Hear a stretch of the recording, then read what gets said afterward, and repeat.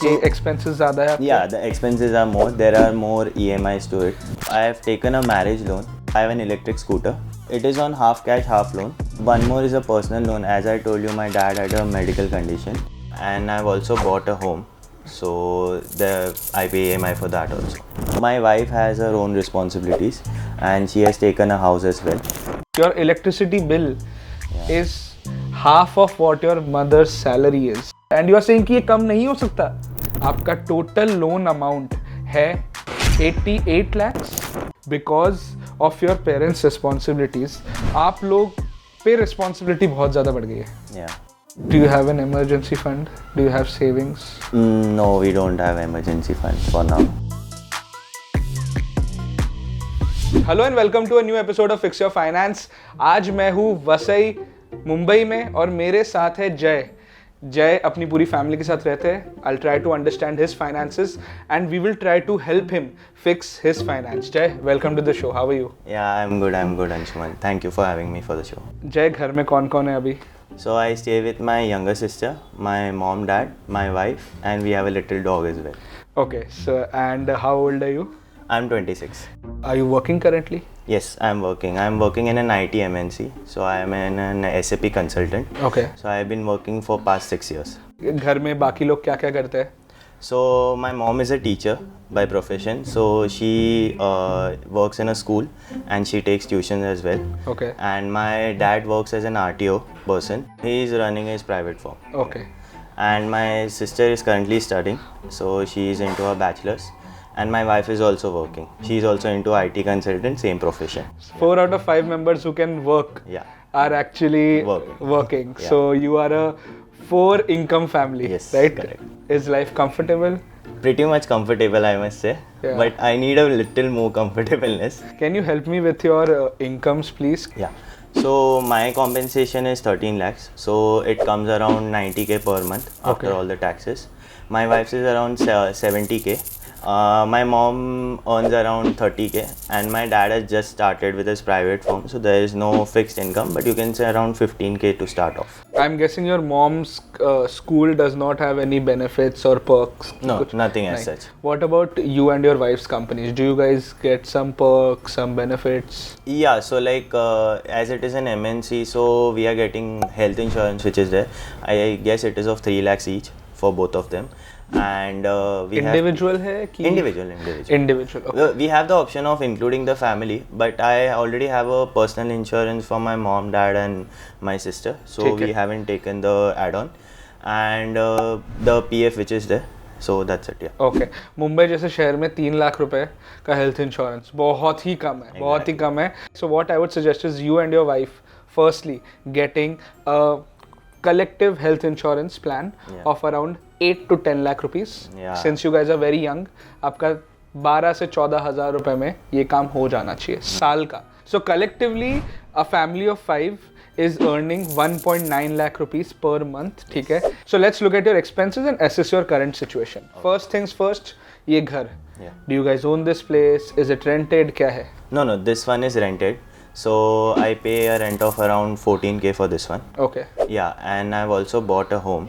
So I pay EMI for that also. So that is still under construction. So I'm about to get the possession in 2025 end. Okay. Where did you buy this? What is the cost? How did you figure out the financing? It's in Vasai only. The cost of the flat was around 57 lakhs. Okay. Including all. So I paid a down payment of around 6 lakhs. And the registration and all I paid it, so it went to around 10 lakhs.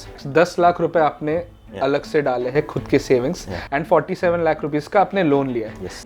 And what is the EMI of this loan and कितने time का है? So the tenure is of 25 years and the EMI when the whole house is ready it would be around 36k. Currently I am paying around 31k. According to your income which is of 90,000, 36,000 is something manageable. 40% है, थोड़ा ज़्यादा है but it is manageable. ठीक है. Second expenses, groceries. So groceries go around 10 to 12k a month. ठीक है, of course. What about your dog?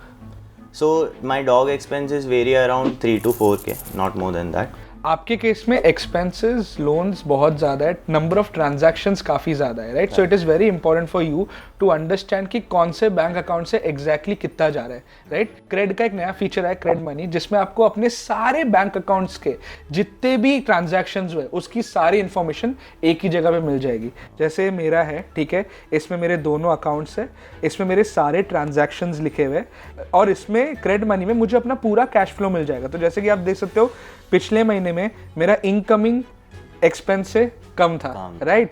तो इसमें अब अगर सिर्फ एक बैंक अकाउंट का मुझे डिटेल मिलता तो शायद उस बैंक अकाउंट में मेरा इनकमिंग एक्सपेंसेस ज़्यादा होता तो मैं खुश हो जाता, बट एक कंसोलिडेटेड कैश फ्लो देख के मुझे ज़्यादा क्लैरिटी मिलता है कि मेरा एक्चुअल फाइनेंशियल स्टैंड पॉइंट कैसा है। आपके केस में आपको अपने एक्सपेंसेस कम करने, तो आपको ये देखना है, आपको क्रेड मनी में कैटेगरी में जाके आपको ये देखना है कि आपके खर्चे कहाँ ज़्यादा हो रहे हैं। तो आप फूड एंड ड्रिंक्स क्लिक कर दीजिए। तो मेरे केस में मैंने देखा था कि फूड एंड ड्रिंक्स मेरा पहले बहुत ज़्यादा था, अब इतना नहीं है। एक और चीज़, क्रेड मनी में आपको अपने सारे रिकरिंग पेमेंट्स का इन्फॉर्मेशन मिल जाएगा। तो आपके केस में जितने भी EMIs है उन सारे EMIs का इन्फॉर्मेशन आपको एक ही जगह में मिल जाएगा और उन लोन्स का भी इन्फॉर्मेशन मिल जाएगा कि ये लोन में कितने महीने हो गए, कितना इंटरेस्ट है, कितना बचा है। तो आपके केस में क्रेड मनी आप इसलिए यूज़ करो ताकि आपको पता चले कि आपके पैसे कहाँ कितने जा रहे हैं और आपकी लोन की डिटेल्स क्या है। पर्सनल फाइनेंस में सबसे बड़ा प्रॉब्लम ये होता है कि हमें पता ही नहीं कि पैसे कहाँ जा रहे हैं, right? So awareness about your personal finance and your expenses is the first point wherein you can start sorting your finances. So you need to start understanding where your money is exactly going, and for that I will give you early access to Cred Money. आप join कर लो। Cred Money एक नया feature है, limited access है। अगर आपको crate money के लिए अप्लाई करना है, डिस्क्रिप्शन में लिंक है, क्लिक करो। कई लोगों को मैं अपनी तरफ से क्रेड मनी का अर्ली एक्सेस दे दूंगा। Enjoy. Next is travelling. So we need to travel around 8 days a week, 8 days a month. Sorry, yeah, 8 days a month. But for traveling as such, when there's summer and winter, we travel by a scooty. So I have an electric scooter. But right now, as it is rainy season, so we need to travel by cab or something. So for 8 days, it goes around 3 to 4K for both of us. 3 to 4,000. And the scooter that you purchased, Yeah. did you buy it on cash? Did you take a loan? It is on half cash, half loan. So the loan is of around 50K, and the EMI comes around 3,000 rupees. You earn 90,000. Yes. Right? There are 4 earning members in your family. Yes. आपको 50,000 रुपए की loan लेने की क्या जरूरत पड़ गई? कि expenses ज़्यादा है आपके? Yeah, the expenses are more. There are more EMIs to it. Okay. Can you help me with your other loans, liabilities? Yeah, so one more is a personal loan. As I told you, my dad had a medical condition, so we had to take a loan of 5 lakhs during 2021 and 2022. So that loan was around 5 lakh rupees, and the EMI comes around 23K. So that I had taken for 2 years. Okay. Insurance नहीं था उस time पे? The insurance was there, but the problem is the insurance was exhausted. As my parents in insurance was only around 3 lakhs. Bro, आपके parents के साथ ये experience हुआ है, उसके बाद आप कैसे 3 लाख के इंश्योरेंस में रह सकते हो यार? So first things first, 10 lakh rupees health insurance for both of you. By the way, what is the cover for your other family members? It is 3 lakhs only. That is why we had taken that loan. जो अभी जो mummy papa और बहन का जो health insurance that है, is of 3 lakhs only currently.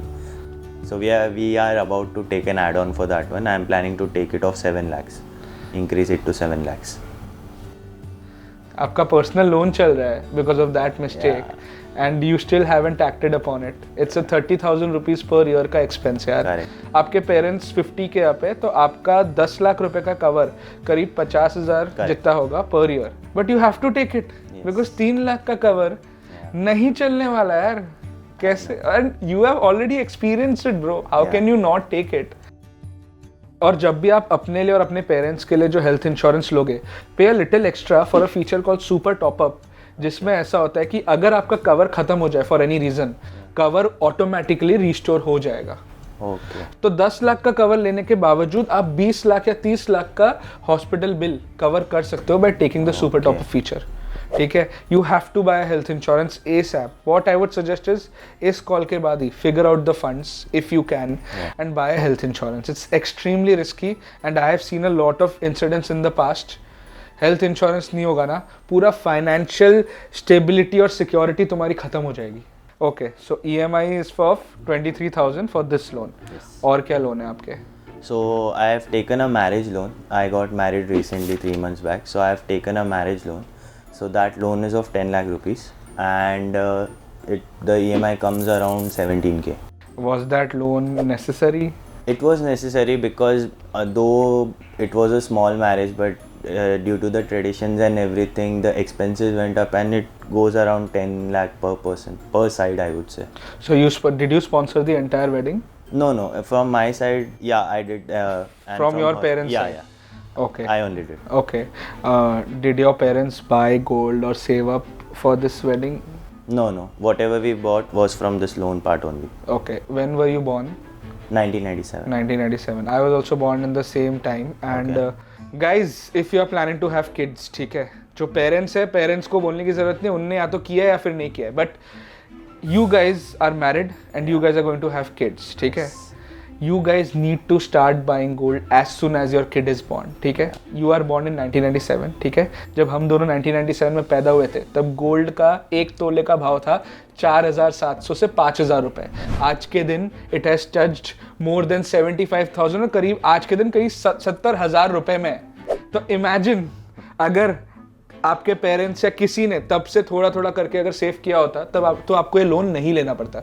अब वो चीज़ आप रिवर्स नहीं कर सकते, बट आप अपने बच्चे का फ्यूचर देख सकते हो. You have to start buying gold as soon as they are born. Do you have any other loans? No, that's it. तो आपका जो टोटल लोन अमाउंट है वो करीब 63 लाख रुपीज़ है, and your EMI amount is 72,000. Are you paying this entire EMI amount from your pocket? Yes. तो आप 90,000 कमाते हो और आप 72,000 दे रहे हो, which is 80% of your amount, right? घर लेना अभी से क्यों ज़रूरी लगा आपको? So I would say it was more of an emotional decision because my mom required that home for her safety and for our safety as well. ठीक है. The problem with this is that as of now you cannot afford that house. And मेरा और मेरे parents का भी ऐसा ही relation है. My parents constantly keep calling me घर खरीद. बट मुझे लाइफ में ये रियलाइज होगा कि मम्मी पापा से हर चीज़ के बारे में एडवाइस नहीं लेनी चाहिए, because they act in are best interest but they think emotionally most of the times, right? ये तो आपके लोन्स हो गए. इसके अलावा क्या आपके और लोन्स है फैमिली में? So my wife has her own responsibilities. So she also has the same situation as me. She is staying on rent, means her family is staying on rent, and she has taken a house as well. So she also has her around compensation of 70k, and her obligations are of 35-40k. And is this a home loan? It is a home loan. The rent is also going. So that is a 1 BHK. So the amount is less. अच्छा, तो घर अभी तक ready नहीं हुआ है and अभी rent भी चल रहा है, ठीक है? वो लोन का अमाउंट कितना था? The loan amount is around 25 lakhs. Okay, सो आपकी वाइफ का 40,000 जितना रिस्पॉन्सिबिलिटी जा रहा है, ठीक है? एंड लोन अमाउंट है 25 lakhs, which means that collectively the two of you are earning 1.6 lakhs, ठीक है? आपका टोटल लोन अमाउंट है 88 lakhs एंड आपकी EMI जा रही है 97,000. Is that correct? करेक्ट. आपने मुझे बोला था कि आप मेरी वीडियोस रेगुलरली देखते हो. I have always asked everyone to keep the fixed expenses low. Do you have an emergency fund? Do you have savings? No, we don't have emergency fund for now. It might be around 50k or something.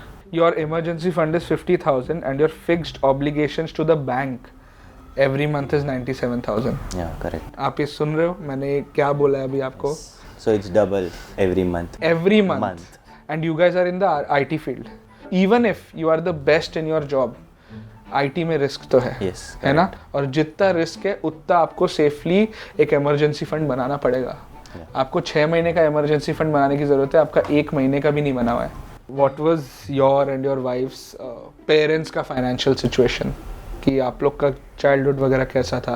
So the education part which is there, we were hand to mouth in that one, both of us. So we could get our basic education, but we didn't have the liberty to go and study for further studies for masters or anything. Okay. But we don't want the same to happen with our younger ones. So that is why we started working. जो 20s और 30s का जो 20s का जो आपका time period होता है ना जिसमें आप दोनों हो, this is the time when you can take massive risk. इस वाले टाइम में आपके पास ज़्यादा पैसा नहीं होगा, आपके पास सिर्फ बहुत ज़्यादा टाइम है. एंड अगर आप अपना टाइम अलग अलग जगह में लगा लो, कुछ ऐसा फट सकता है जिसकी वजह से 30s और आगे की ज़िंदगी बहुत ईजी हो जाए. बट इट्स वेरी इंपॉर्टेंट कि जो आपका 20s वाला जो टाइम पीरियड है ना, उसमें आपकी रिस्पॉन्सिबिलिटीज़ कम हो. पूरा मेरा टेक अवे इस कॉन्वर्सेशन से ये है कि because of your parents responsibilities आप लोग पे रिस्पॉन्सिबिलिटी बहुत ज़्यादा बढ़ गई है. So what I would suggest is कि जब भी आपके बच्चे हो ना, आपको एक चीज़ करनी है, you have to start investing for them so that you can fund their college education. College education fund कर दिया, उनके मैरिज के बेसिक एक्सपेंस निकल गए, ताकि वो अपने 20s में अच्छे से रिस्क ले सके और उनका करियर ग्राफ बहुत अलग हो जाए. ये तो हो गए आपके लोन्स, ठीक है. We have to talk more about your other expenses. Rent हो गया, इसके अलावा जो यूटिलिटीज़ होते हैं जैसे electricity bill, wifi, phone bill, ये सब का क्या है on an average? So electricity bill is a shocker here. So it is around 15K for my house because इस घर में, इस रूम में एसी भी नहीं है. 15,000 क्यों है? AC है, AC is in both of the rooms. During summer we get around 15K, then it reduces to around 12K, but it is still there. And also I told you, right, we have 2 electric scooters basically, so that also charging comes from here. So there are multiple things which happen, so due to that the electricity bill is more. Not more. Yeah, it is very much. It's a lot. To give you context, your electricity bill is half of what your mother's salary is. Exactly. आपको ये समझ रहा है? मेरा जो घर है, it is also an office. उधर AC वगैरह पूरे दिन चलता है, शायद चलता है, नहीं चलता है, बट उसका भी बिल 7 से 8,000 रुपए आता है. इधर आप बोल रहे हो 15,000 रुपए आ रहा है, एंड यू आर सेइंग कि ये कम नहीं हो सकता. It can be reduced, but I won't think that it would come around 7 to 8K. If the expectation is that much, it won't come. इसके अलावा कोई और एक्सपेंसेस है आपके? No, the Wi-Fi and everything, phone bill comes around 1,500 rupees. Going out, do you guys go out? Do you guys eat from outside? We used to previously, and it was, I can say, a big cost. It was around 8,000 to 9,000 rupees a month, but now we have reduced it to around 3,000 rupees a month. इसके अलावा कोई और expenses, कोई और liabilities? No, nothing I can remember. Nothing. What all phones do you use? I have a OnePlus. My wife uses an iPhone that I gifted her during marriage.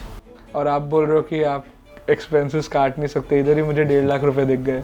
So if I look at all your expenses and the liabilities, your total monthly expenses on the conservative side is 1,69,000, 1,70,000, which means that आपका करीब 10 से 20,000 रुपए बचना चाहिए. But अगर मैं आपके expenses को देखूँ, जो आपने अभी तक एक्सपेंसेस बताया है, वो सारे एक्सपेंसेस तो सिर्फ फिक्स्ड है. Fixed. राइट? तो जो 10-20,000 है, आई एम गेसिंग कि वो भी सेव नहीं हो रहे. Is that correct? Most probably, yeah.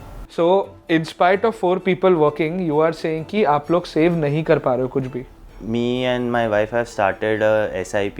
Okay. So she's contributing to it right now. It's Okay. around 10,000 rupees a month. Okay. Yeah, into mutual fund. We had started it before our marriage, and we invested around 1.5 lakhs. Okay. And we had stopped it because our marriage expenses were there. So we have started it again now. क्या आपने वो पैसा निकाल दिया था? No, we have kept it. ठीक है, ठीक है. So the investment amount is of 1.5 lakhs. ठीक है. फर्स्ट थिंग्स फर्स्ट, आप लोगों को म्यूचुअल फंड में पैसे नहीं डालना चाहिए. आपको इक्विटी म्यूचुअल फंड में अभी पैसा नहीं डालना चाहिए. क्योंकि आप दोनों के पेरेंट्स के मेडिकल कंडीशंस है, मेडिकल इश्यूज है, तो कभी भी कोई इमरजेंसी एक्सपेंस आ सकता है. ठीक है. एंड अगर आप इक्विटी म्यूचुअल फंड्स को 1 साल के अंदर अंदर बेचोगे, आपको प्रॉफिट पे 20% टैक्स देना पड़ेगा. ठीक है, तो वो टैक्स तो हाई है. सेकेंड, 1 साल के अंदर अंदर कई बार इक्विटी ने नेगेटिव रिटर्न्स भी दिए हैं.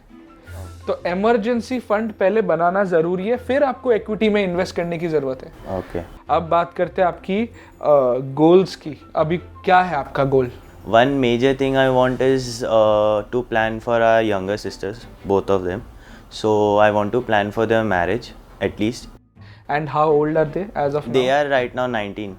They are 19. So around 6 to 7 years are still there. आप मुझे ये बताइए कि आज के दिन अगर उनकी शादी होगी, तो कितना खर्चा होगा? So both of them are girls, so I think that it would go around 13 to 15 lakhs 13 to 15 person. पर पर्सन. सो कलेक्टिवली आज के दिन अगर शादी होनी है तो 30 लाख रुपए जाना है. अगर हम 10% का भी इन्फ्लेशन काउंट करें तो 7 साल बाद यही 30 लाख रुपए का खर्चा बन जाएगा 60 लाख रुपए.